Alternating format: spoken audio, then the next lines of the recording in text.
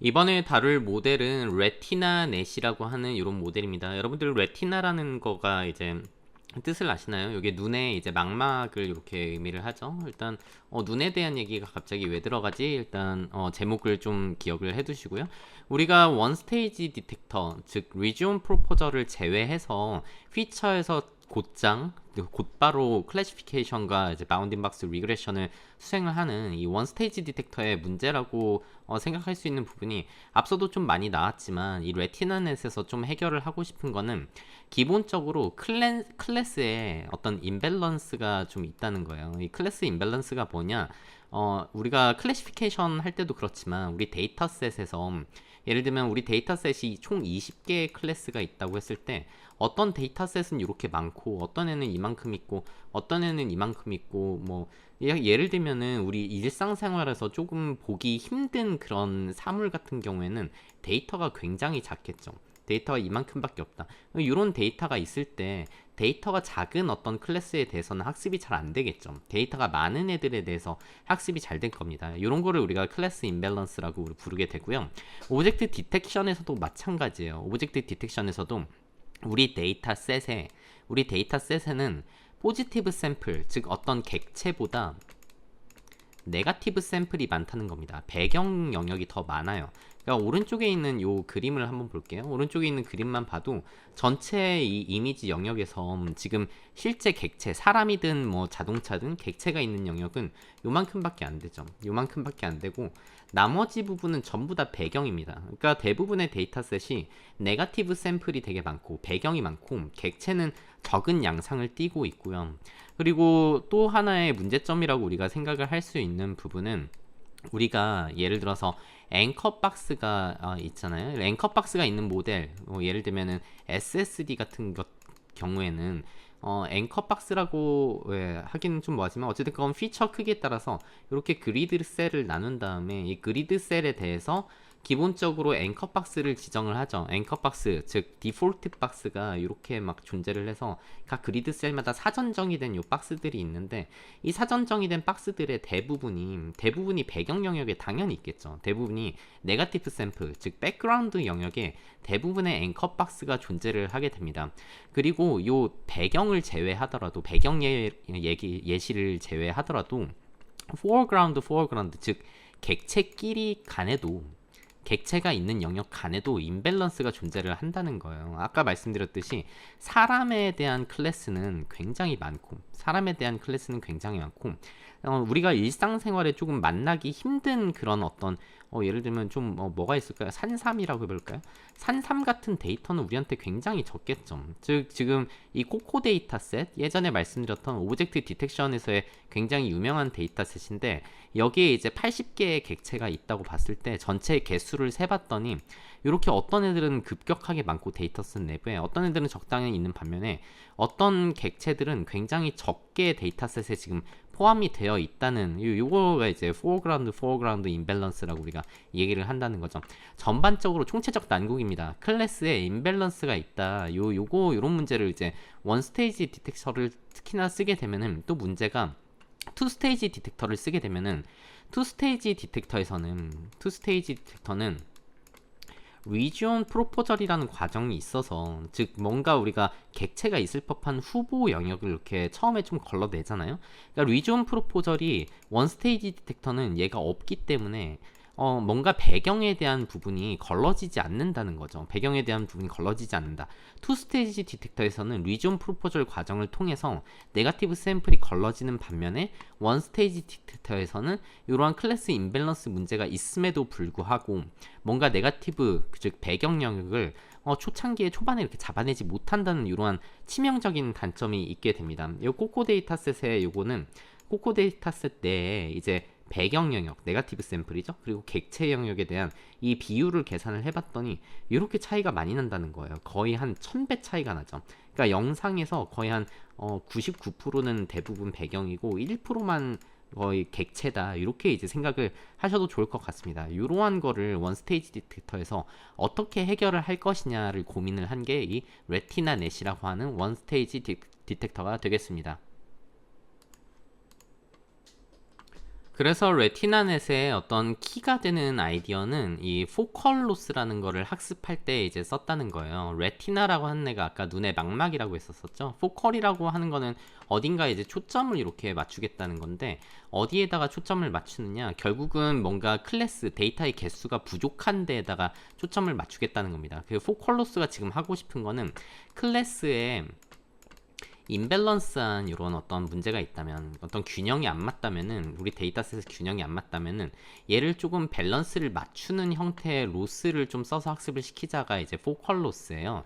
이 포컬 로스는 크로스 엔트로피를 갖다가 조금 수정한 형태로 이렇게 생겼습니다. 아래에 이렇게 수식이 나와 있죠. 이 크로스 엔트로피라고 하는 거는 우리가 잘 알고 있는 이러한 형태로 이제 생겼죠. 네거티브 로그 로스라고도 이렇게 부르는 이러한 형태로 생겼는데, 포컬 로스 같은 경우는 지금 여기 얘만 이제 보면은, 얘랑 이제 여기 앞에 마이너스만 이렇게 놓고 보면은 크로스 엔트로피인데, 뭔가 하나가 앞에 추가가 됐죠. 곱해져 있어요. 요거를 이제 웨이트라고 생각을 하시면 되는데, 요 웨이트는 객체가 아닌 부분, 즉 배경이죠.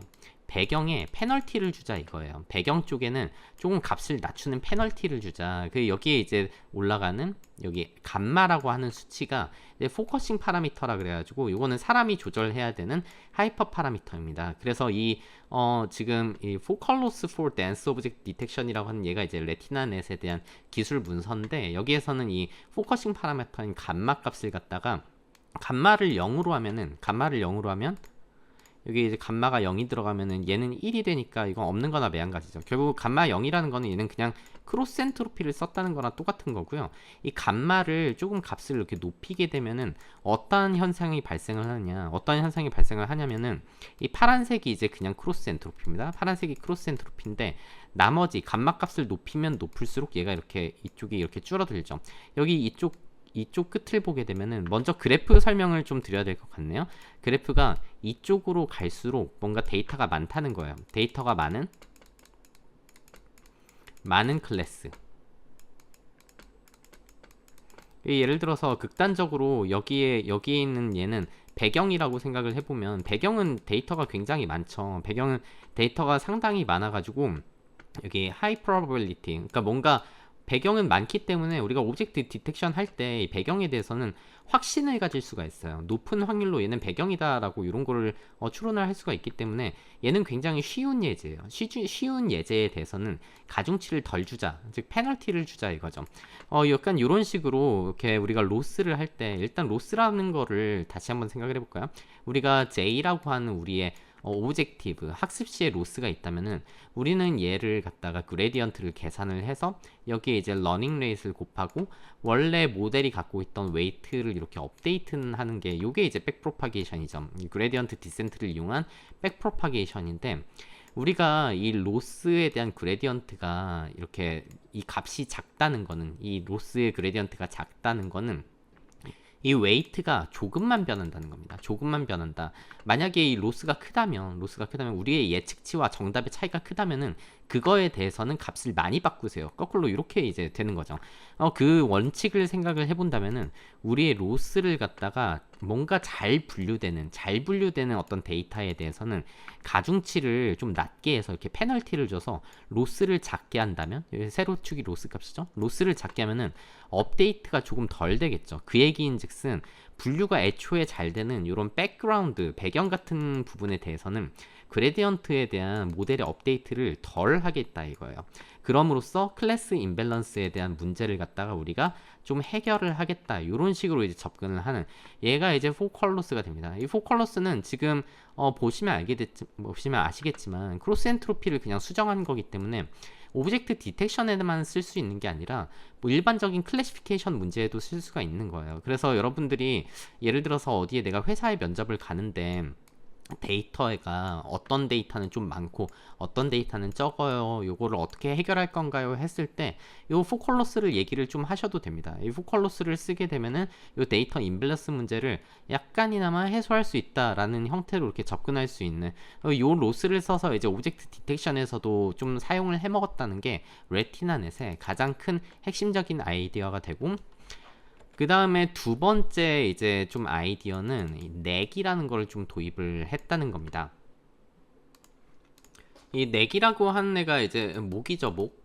그러니까 우리가 보통 오브젝트 디텍션 모델을 보면은 이미지라고 하는 애가 여기 어떤 백본이라고 하는 데에 들어가죠. 백본은 이제 척추죠. 척추에 들어가서 뭔가 이렇게 피처를 하나를 딱 뽑아내는데 이 피처를 갖다가 우리가 클래시피케이션도 하고 그리고 바운딩 박스 리그레션도 하죠. 바운딩 박스 리그레션 하는데 요거를 하는 네트워크 요쪽 파트를 갖다가 우리가 이제 헤드 머리라고 이렇게 부릅니다. 이 사이에 중간에다가 이 피처 뽑아내는 백본과 헤드 중간에 넥이라는 목을 하나를 달아가지고 뭔가 성능의 향상을 꾀하자는 거예요. 이 목이라고 하는 넥이라고 하는 파트에서는 그러면 도대체 뭘 하는 거냐? 우리가 다양한 크기의 객체를 검출하기 위해서 뭔가 어떤 짓을 하고 싶다는 거죠. 멀티 스케일을 좀 다루고 싶다는 겁니다. 즉 우리가 이 백본에서 뽑아낸 이 피처가 이게 하나의 이제 CNN이죠. CNN에 이렇게 딱 들어가 가지고 CNN에서는 이제 다양한 크기의 피처를 뽑을 수가 있는데 이 작은 크기의 피처랑 큰 크기의 피처가 이렇게 있을 텐데 이 큰 크기의 피처는 당연히 이제 CNN의 앞단이니까 로어 레벨 저수준의 특징들을 어떤 담고 있겠죠. 그리고 여기 끝에 있는 뒤쪽으로 갈수록 뭔가 의미가 담겨 있는 피처를 이렇게 갖고 있을 텐데 얘네 정보를 서로 합치거나 퓨전을 하거나 교환할 수 있는 어떤 하나의 네트워크를 추가로 또 달자 이거예요. 요 역할을 이제 넥이 좀 수행을 했으면 좋겠다 이거죠. 백본에서 뽑아낸 멀티 스케일 피처를 갖다가 뭔가 잘 섞어 가지고 이 클래시피케이션과 오젝트 디텍션에서의 바운딩 박스 리그레션을 잘 하고 싶게 하겠다. 요거가 이제 레티나넷에서 이용한 넥이라는 이런 개념이 되겠습니다. 뒤에 예제를 하나를 보죠. 레티나넷에서는 결국은 넥이라는 거를 뭘로 달았냐면은 FPN이라고 하는 네트워크를 하나를 달았어요. 피처 피라미드 네트워크이라고 하는 얘의 약자를 써서 이제 FPN이라고 부르게 됩니다. 사실 이 FPN이라고 하는 네트워크는 이렇게 다른 어떤 오브젝트 디텍션 기술에서 옛날에 먼저 나왔던 기술이에요. 근데 얘를 갖다 어떻게 보면 거의 그대로 이용을 한 거죠. 그러니까 지금 이 넥을 탄 이유는 아까 얘기했던 것처럼 멀티 스케일, 다양한 크기에 대한 객체를 처리하고 싶다는 건데 이제 스케일 인베리언트라는 얘기는 내 모델에 이러한 크기의 큰 사람이 들어오든 이런 작은 크기의 사람이 들어오든지 간에 어찌됐건 사람으로 이렇게 구분을 하고 또 이 각각의 사람에 대해서 잘 디텍션을 했으면 좋겠다. 크기가 바뀌어도 성능에 이상이 없었으면 좋겠다라고 하는 게 이제 스케일 인베리언트한 성질이 되겠죠. 요거를 달성하기 위한 몇 가지 이제 테크닉들이 있는데 걔네를 좀 비교를 해보자는 겁니다. 먼저 이 A번 그림은 애초에 사진을 갖다가 우리의 원래 사진은 요건데 사진 크기를 여러 개를 그냥 해보자 이거예요. 원래 사진을 갖다가 CNN에 통과를 시켜서 요런 CNN에 통과를 시켜서 피처를 뽑은 다음에 이 피처에서 예측을 하게 되면은 뭔가 여기에 들어있는 큰 사람에 대한 예측이 되겠죠. 그리고 마찬가지로 이 사진을 좀 작게 바꿔서 그냥 사진 자체를 입력 자체를 좀 작게 바꾸자 이거요. 입력을 작게 해가지고 얘를 갖다가 어떤 이 작은 거를 검출하는 CNN에 넣어서 피처를 뽑은 다음에 오브젝트 디텍션을 하면 되지 않겠냐. 그러니까 이걸 무식하게 지금 다 하는 거죠.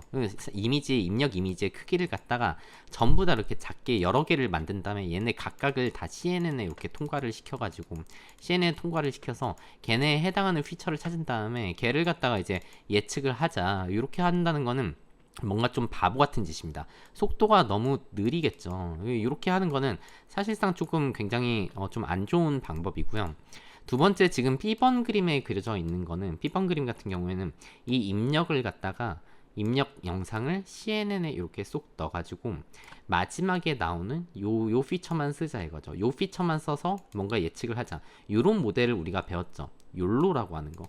욜로 같은 경우가 이렇게 하죠. 뭔가 입력을 갖다가 CNN에 통과를 시키는데 마지막에 있는 피처만 이용을 해서 뭔가를 예측을 하죠. 요럴 경우에 욜로 파트에서 제가 말씀을 드렸었지만 뭔가 어려움이 있다. 이 멀티스케일 오브젝트, 다양한 크기의 객체를 잡아낸다거나 혹은 뭔가 겹쳐있는 물체를 잡아내는데 어려움이 있다고 말씀을 드렸습니다. 요거에 단점이 있다는 거죠. 그리고 세 번째 이제 스케일 인베리언트를 달성하는 방법은 뭔가 이 입력 이미지를 갖다가 CNN에 이렇게 넣는데 마지막 피처만 입력을 이용을 하는 게 아니라 중간중간에 나오는 피처마다 다 이렇게 다 예측을 하게 하자. 요거에 대표적으로 우리가 배웠던 게 SSD죠. SSD. 근데 SSD의 문제점이 뭐라고 했었습니까? CNN의 앞단에 달려있는 CNN의 약간 초창기에 뽑아지는 이 피처는 연글지 않았기 때문에 충분히 이제 뭔가 학습된 정보가 아니기 때문에 이 앞쪽 큰 피처에서 잡아내는 작은 객체를 제대로 탐지하지 못한다는 이러한 성능의 하락이 일어나는 이러한 어떤 문제점이 있었어요. 요거를 그러면 어떻게 해결을 하느냐? 우리는 넥이라는 걸 하나를 달아서 목을 하나를 달아서 이 CNN을 통과를 해서 이미지가 CNN을 통과해서 얻어지는 이 각종 멀티 스케일 피처들을 갖다가 석자 이거죠. 석자 얘네들을 이 하이어 레벨에 있는 시멘틱 정보와 그리고 로어 레벨에 있는 약간 로우 레벨 피처의 정보를 갖다가 뭔가 섞어서 여기 넥이 하나가 달려있는 거죠. 넥을 하나를 달아서 섞은 다음에 그 섞은 정보를 가지고 헤드에서 예측을 하게 되면은 잘 되는 거 아니냐. 요거가 이제 피처 피라미드 네트워크라고 하는 이런 어떤 핵심적인 내용이 된다는 것입니다. 그래서 실제 레티나넷의 아키텍처는 이렇게 생겼습니다. 이미지가 이 CNN 하나에 쏙 들어가요. 여기서 이제 CNN은 레지넷을 썼고요. 이 레지넷 안에서 여러 개의 피처들이 이렇게 굉장히 많이 발생을 할 텐데 여기에 있는 이 로어 레벨 피처, 그 가면 갈수록 하이어 레벨 피처가 이렇게 도출이 될 거고 여기다가 이제 넥을 하나를 단 거죠. 피처 피라미드 네트워크라고 하는 이 FPN 넥을 하나를 달아가지고 이 안에서 피처들을 섞는데 어떻게 섞느냐? 일단 하이어 레벨 피처는 그대로 이렇게 옵니다. 그대로 이 네트워크에 이렇게 딱 들어오는데 이 하이어 레벨 피처는 애초에 잘 연결었기 때문에 우리 SSD에서도 봤지만 얘 갖다가 그냥 클래시피케이션이랑 바운딩 박스 리그레션을 이렇게 그냥 하면 돼요. 그 다음에 여기 중간에 있는 이 피처는 뭔가 좀 맨 끝에 피처보다는 덜 연결었겠죠? 얘를 이렇게 갖고 와서 이 하이어 레벨 피처랑 덜 하이어 레벨 피처를 갖다가 섞고 싶은데 지금 어떻게 섞느냐? 일단 첫 번째 문제는 이 크기가 다르죠. 예를 들면 얘는 16바이 16 사이즈라고 이렇게 생각을 해보고 여기서 써보겠습니다. 16바이 16짜리고 채널이 예를 들면은 512개 채널이라고 이렇게 생각을 해볼게요. 근데 여기 두 번째 그려져 있는 이 피처 같은 경우에는 가로 길이가 예를 들어서 32고 세로 길이가 32고 채널 개수가 예를 들어서 256개라고 생각을 해보면은 얘네 두 개를 갖다가 뭔가 섞는다는 건 지금 더하고 싶은 건데 안 더해지죠. 크기가 다르니까 안 더해지니까 16바이 16짜리 크기를 갖다가 이렇게 두 배 키웁니다. 두 배 키우는 방법은 바일리니어 인터폴레이션을 이렇게 써요. 바일리니어 인터폴레이션은 여러분들이 이제 타 수업에서 아마 배우셨을 거고요. 이렇게 해서 이제 크기를 키운 다음에 크기를 키우게 되면은 이 원래 16바이 16짜리가 크기가 커지겠죠. 근데 채널 수가 다르죠. 얘는 512 채널이고 여기 아래에 있는 애는 256 채널이면은 512짜리 이 채널 수를 256까지 줄여야 되는데 어떻게 줄이느냐?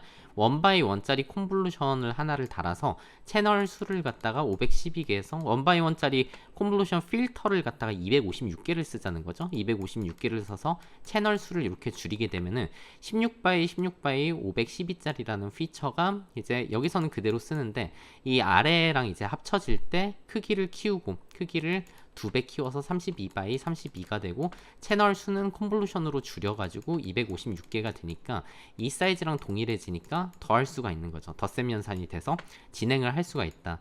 그리고 이 아래로 갈수록 마찬가지인 겁니다. 그 다음에 이제 이 피처랑 그 아래에 있는 이 피처를 합치고 싶을 때에도 이 공간 축에서는 2배 업스케일링을 하고 채널 축에 대해서는 원바이 원짜리 콘볼루션을 통해서 이렇게 덧셈을 하게 되면은 지금 이 FPN 즉 넥에서 하는 일은 넥에서는 하이어 레벨 피처를 여기 이렇게 전달을 하는 거죠. 좀 덜 연근 피처의 정보를 이렇게 전달을 할 수가 있고 또 덜 연근 이 앞쪽에 로어 레벨 피처에다가도 좀 더 시멘틱한 정보를 이렇게 쭉 전달을 할 수가 있는 거죠. 뭔가 피처가 섞였죠.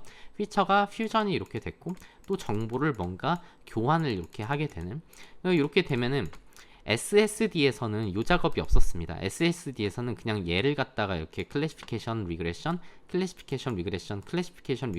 했던 반면에 SSD에서 문제가 됐었던 여기 요 큰 피처 맵에서 잘 연결지 않은 정보로 인해서 디텍션이 되지 않던 작은 객체들이 내가 이 하이어 레벨의 피처를 이렇게 섞어서 이제 디텍션을 하다 보니까 더 검출이 잘 되겠네. 요거를 이제 꾀한다는 거죠. 요거를 이제 달성을 한 게 레티나넷의 전반적인 아키텍처가 되고요. 여기는 이제 헤드죠, 헤드. 헤드 파트에서는 당연히 클래시피케이션을 위한 뭔가 CNN이든 플리 커넥티드 레이어든 네트워크가 이렇게 하나 달려있고, 그리고 바운딩 박스를 예측하기 위한 네트워크가 이렇게 달려있어서 얘네는 이제 가로 세로 이제 256 채널에 대한 정보를 뭐 4배 키우고 또 레이어를 컨볼루션이든 뭐 통과를 해서 그 다음에 얘를 갖다 이제 클래시파이어 이렇게 통과를 시켜가지고 클래스를 구분을 하고요. 바운딩 박스 정보는 여기에 있는 요 각각의 어떤 피처를 갖다가 뭐 4배 키우고 뭔가 이렇게 4개, 요 4개 값이 그거죠. 바운딩 박스를 검출하기 위한 X, Y, W, H 정보니까 얘를 갖다가 이제 바운딩 박스를 좌표를 예측하는 데 쓰겠다. 이런 식으로 진행을 하는 것이 레티나넷의 구조가 되겠습니다. 그래서 전반적인 레티나넷의 성능이 굉장히 향상이 되죠. 이 코코 데이터셋에 대해서 에버리지 프리시전을 이렇게 계산을 좀 하게 되면은 얘네들은 이제 기존 모델들이에요. 기존에 제한이 됐었던 요 원스테이지 디텍터들 대비 굉장히 에버리지 프리시전도 상당히 이제 높아지는 결과를 이렇게 볼 수가 있고요. 속도도 크게 느려지지 않는다. 시간이 좀 더 걸리긴 하지만 그래도 성능이 워낙에 좋다 보니까 속도가 조금 느려지긴 하더라도 성능이 높아지니까 이득인 거죠. 뭐 이런 식으로 이제 이 가로축이 어떤 속도, 이제 세로축이 성능인데 이쪽 왼쪽 위로 붙을수록 성능이 좋은 거죠. 뭐 이런 식으로 이제 표를 그려놨습니다. 성능이 속도도 빠르고 정확도도 높였다 하는 것이 이제 레티나 넷이고, 그 뒤에도 상당히 많은 오브젝트 디텍션 기술들이 개발이 됩니다.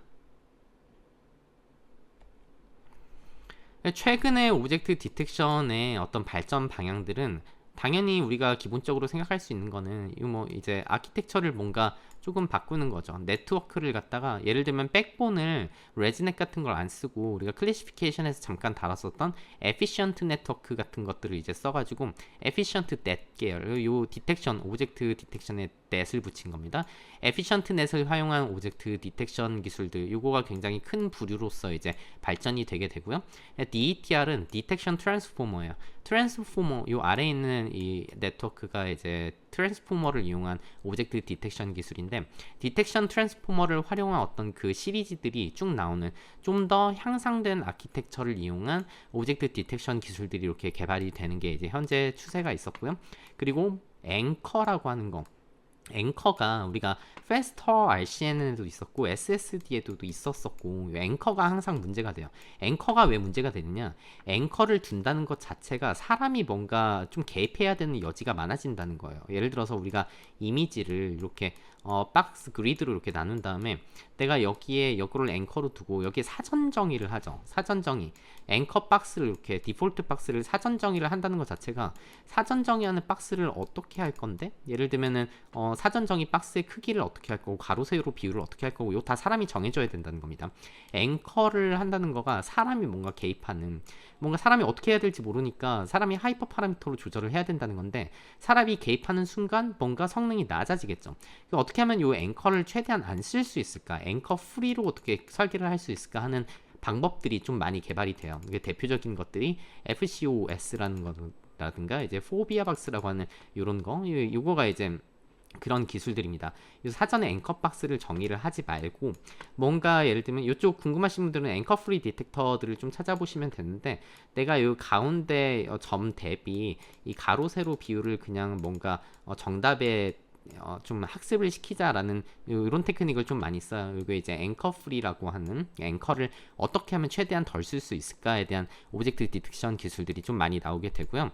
그리고 우리가 지금까지 봤던 거는 오브젝트 디텍션을 하는데 2D 영상이 들어가서 이렇게 네트워크에 들어가서 2D에 대한 결과를 뽑죠. 여기에는 사람이 있고 여기에는 개가 있고 뭐 이런 식인데, 요거를 이제 3D에 해서 3D 영상들이 좀 있습니다. 3D 영상 예를 들면은 자율주행을 할 때 라이다 같은 이런 거, 라이다 같은 걸 쓰면은 우리가 3D에 대한 오브젝트 디텍션을 할 수가 있어요. 그러니까 오브젝트 디텍션을 하면은 원래 기본적으로는 박스가 나오죠. 박스가 나오는데 이런 식으로 2차원 박스가 아니라 이 육면체에 이런 형태로 이 박스가 뭔가 입체적으로 이렇게 나오는 3D로 객체를 이렇게 검출할 수 있는 기술들이 대두가 되게 됩니다. 주로 자율주행 라이다라는 추가 정보가 있을 때 이런 식으로 어떤 3차원 박스로 검출을 하는 기술들이 이제 포인트 RC에는 3D CVF라든가 이제 디텍션 트랜스포머 3D 같은 이런 기술들이 이제 많이 나오게 돼요. 굉장히 좀 신기하죠. 이런 것들도 한번 공부해 보시면 좋을 것 같고요. 그 다음에는 단순히 그냥 이미지에서 무조건 검출을 하는 게 아니라 사람이 원하는 거를 텍스트로 입력을 하면은 걔만 검출을 하는 이런 오브젝트 디텍션 기술들도 있습니다. 예를 들면 제가 프롬프트로 텍스트를 이제 넣는 입력을 하는 거예요. 타자를 쳐서 사람을 찾아줘, 자전거를 찾아줘, 자동차를 찾아줘, 오토바이를 찾아줘, 이런 식으로 요 네 개만 해줘 하는 이런 식으로 이제 넣었을 때 뭔가 이렇게 찾아주게 되는 뭐 이런 어떤 기술들도 이제 개발이 되는 거죠. 우리 오브젝트 디텍션 기술들은 지금까지 배운 거는 이미지를 넣으면은 그냥 이미지에 있는 건 다 찾는 이런 개념이었다면은 내 텍스트를 추가로 입력을 해가지고 내가 찾고 싶은 것들만 찾아줘라고 하는 이런 기술들 완전 멀티모달 기술이죠. 대표적인 유명한 예제로서 글립이라고 하는 이러한 오브젝트 디텍션 어떤 파운데이션 모델 같은 이런 것들이 조금 있습니다. 굉장히 재밌는 기술들이 최근에 많이 개발이 되고 있으니까 여러분들이 많이 활용하시면 좋을 것 같아요. 여기까지 해서 조금 길었던 오브젝트 디텍션에 대한 내용을 마무리하도록 하겠습니다. 고생하셨습니다.